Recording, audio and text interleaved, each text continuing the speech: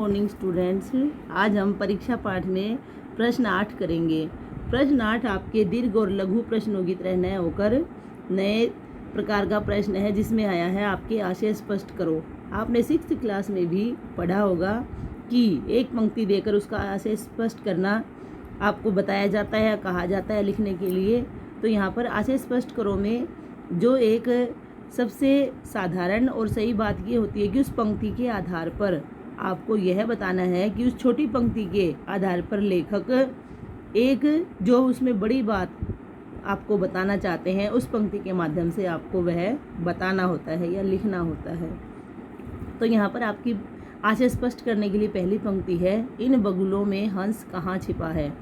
ये जो पंक्ति है सुजान सिंह ने कही थी जब वहाँ पर उम्मीदवार पद के लिए जो व्यक्ति आए हुए थे उनके साथ और जितने भी व्यक्ति थे उन सभी में वो जो बैठकर परख कर रहे थे, उसमें ये पंक्ति कही गई है। तो आशय स्पष्ट करो के आधार पर इसका आशय रहेगा, प्रस्तुत पंक्ति का आशय यह है कि सरदार सुजान सिंह जब दीवान पद के लिए उम्मीदवारों की परीक्षा ले रहे थे तो वे सभी को बहुत गौर से परख रहे थे, क्योंकि सभी के सभी वास्तव में जैसे थे वैसा नहीं दिखा रहे थे। सभी कोई ना कोई नाटक करके अपने आप को अच्छा दिखाने की कोशिश कर रहे थे। तो वे सभी को बहुत गौर से देख और परख रहे थे कि इन बगुले रूपी आदमियों में हंस कौन है। बगुला क्या है? धूर्त होता है, दुष्ट होता है, और हंस क्या है? दूध का दूध पानी करने वाला होता है। तो यहाँ पर बगुले और हंस का जो है उदाहरण देकर इस पंक्ति में बताया गया है कि वहाँ पर जो आदमी इकट्ठे हो गए थे वो बगुले रूपी भेष धारण करके आए थे, सारे ऊपर से दिखावा कर रहे थे। उनमें सच्चा व्यक्ति कौन है, अर्थात दिखावा करने वाले उम्मीदवारों में सच्चा और भावी दीवान कौन होगा, यही खोजबीन कर रहे थे। तो इस पंक्ति का आशय इस प्रकार यह होगा। तो आप सभी ध्यान से समझकर और देखकर लिखें। दूसरा आशय देखिए, गहरे पानी बैठने से मोती मिलता है। जब किसान की गाड़ी कीचड़ में फंस जाती है और एक युवक निकलवाता है, और उसके बाद जब किसान और उस युवक की बातचीत होती है तो ये सच्चाई सामने आती है कि वह किसान कोई और नहीं, सुजान सिंह ही है। तब वह आदमी अपना इनाम मांगता है। तो सुजान सिंह उसे क्या कहते हैं, यह उस समय कही हुई पंक्ति है। तो जब किसान कौन था, सुजान सिंह थे, गाड़ी निकालने वाले युवक से इनाम के बदले में कहते हैं, वह इनाम मांगता है तो वो उसके बदले में कहते हैं कि भगवान ने या नारायण ने चाहा तो दीवानी तुम्हें ही मिलेगी। ऐसा बोलते हैं तो युवक को उन पर शक हो जाता है, क्योंकि ऐसा वाक्य कहने वाला व्यक्ति कोई और नहीं हो सकता, सुजान सिंह ही था। तो उस समय किसान उस युवक को समझाता है कि गहराई में जाने पर ही जिस प्रकार मोती मिलते हैं, क्योंकि मोती पानी में ऊपर कभी नहीं मिलता है, उसके लिए आपको गहराई में जाना पड़ता है।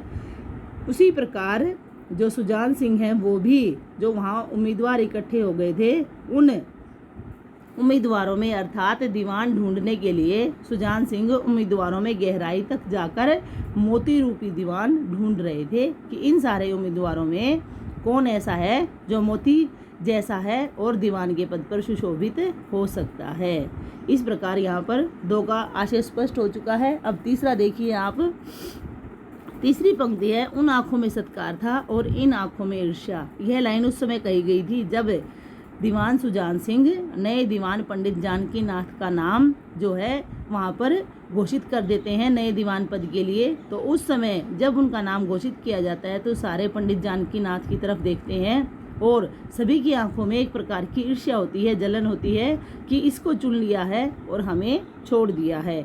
और जो पंडित जानकी नाथ थे वो उस समय धन्यवाद की सी मुद्रा में और उनका सम्मान जो है करते हुए ऐसे दिखा रहे थे कि जैसे आज उनके ऊपर बहुत बड़ा उपकार किया गया है। तो आशय के रूप में देखिए, जब देवगढ़ के नए दीवान की घोषणा होती है तो वहाँ उपस्थित सभी लोग पंडित जानकीनाथ को देखने लगते हैं, मगर ईर्ष्या या जलन से।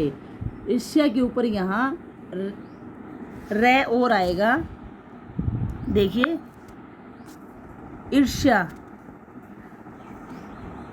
यहाँ के ऊपर है, हाँ, ईर्ष्या या जलन से। जबकि जो पंडित जानकीनाथ है उनकी नज़रों में आभार और सत्कार था, अर्थात वो उनका जो है आभार व्यक्त कर रहे थे कि आपने मुझे इस पद के लिए चुन लिया है, ये बहुत अच्छी बात है।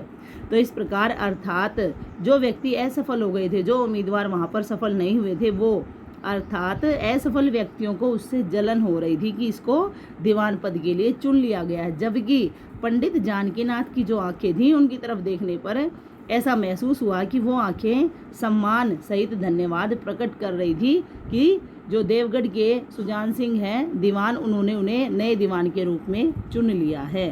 तो इस प्रकार आपके तीनों आशय स्पष्ट हो जाते हैं। इसके बाद आपके अगला प्रश्न खालिस्तान के लिए दिया है। हालांकि हमने पाठ में पढ़ लिया था, जब उन्होंने नए दीवान के लिए विशेषताएं या गुण बताई थी। ये उस समय की पंक्तियां हैं। हृदय वही है जो उदार हो, आत्मबल वही है जो आपत्ति का वीरता के साथ सामना करे। दूसरा, जब दीवान पद छोड़ने के लिए सुजान सिंह राजा के पास जाते हैं तो वो कहते हैं कि कहीं भूल चूक हो जाए तो बुढ़ापे में दाग लगे और सारी जिंदगी की नेक नामी मिट्टी में मिल जाए। इस प्रकार आपका 8वां और 9वां प्रश्न हो जाता है। आपको कॉपी में 8वां प्रश्न करना है, 9वां आप पुस्तक में ही करेंगे। अब भाषा बोधन का जो नीचे वाला प्रश्न है उसे और देखिए आप। इसमें आपका किया हुआ ही कार्य है जो कि आ गया है, क्योंकि हमने संज्ञा वाला पाठ व्याकरण में कर लिया है। तो उसी से जुड़ा हुआ ये प्रश्न है कि नीचे लिखी संज्ञाओं में जातिवाचक, व्यक्तिवाचक और भाववाचक संज्ञाएं पहचानिए। तो यहाँ पर ये जो शब्द लिखे हुए हैं ये तीनों संज्ञाओं के मिले जुले शब्द हैं। यहाँ पर आपको अलग अलग निकालने हैं। आपकी सुविधा के लिए मैंने यहाँ पर शब्दों के नीचे रेखा खींचकर बताया है। सबसे पहला जो व्यक्तिवाचक संज्ञा है, किसी भी स्थान का, वस्तु का, व्यक्ति का नाम होगा। तो यहाँ पर नाम के रूप में पहला देवगढ़ है, फिर आपका जानकीनाथ है, फिर आपका अंग रखा एक वस्त्र का जो है प्रकार होता है, फिर आपका नारायण है। तो ये सारे आपके व्यक्तिवाचक संज्ञा रहेंगे। दूसरा है आपका जातिवाचक, जो शब्द किसी एक जाति का बोध करवाता है। तो यहाँ पर सबसे पहला आपका जातिवाचक में आएगा दीवान। दीवान एक पद का नाम होता है। दूसरा उसके बाद आएगा आपके पुल, कोई भी हो सकता है। और फिर उसके बाद आएगा आपका खिलाड़ी। ये आपके जातिवाचक संज्ञाओं के शब्द हैं। फिर तीसरा है आपके भाववाचक, जिनसे भाव प्रकट होता है। तो यहाँ पर सबसे पहला आएगा शक्ति, फिर आएगा सादगी, क्योंकि सादगी को भी आप देख सकते हैं, महसूस करते हैं। शक्ति को भी आप महसूस कर सकते हैं।